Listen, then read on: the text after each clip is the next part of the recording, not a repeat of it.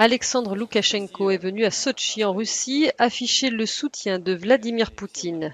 Le président du Bélarus a rencontré le chef du Kremlin ce lundi au lendemain d'une nouvelle journée de manifestations massives contre lui à Minsk.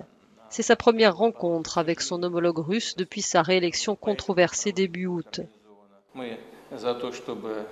Nous sommes convaincus que les Biélorusses doivent résoudre cette situation entre eux par un dialogue calme et parvenir à une décision commune sur la marche à suivre sans aucune incitation ni pression de l'étranger, a dit Vladimir Poutine en s'adressant à son homologue.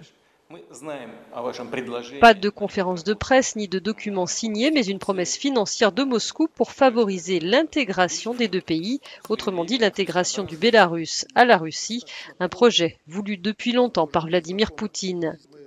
Ce dernier s'est engagé à accorder un prêt d'État de 1,3 milliard d'euros au Bélarus. Vous avez agi de manière très honorable et décente, c'est pourquoi je vous remercie en personne et je remercie les Russes en général qui étaient prêts à nous soutenir pendant cette période post-électorale, a dit Alexandre Loukachenko.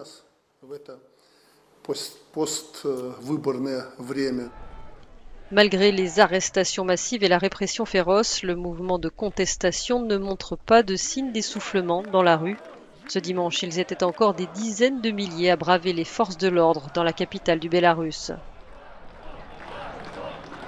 Dans le même temps, à Genève, le Conseil des droits de l'homme de l'ONU s'est prononcé pour la tenue d'une réunion d'urgence sur la situation dans le pays ce vendredi. Les Nations unies demandent aussi une enquête sur les allégations de torture et autres formes de mauvais traitements infligés par les forces de sécurité.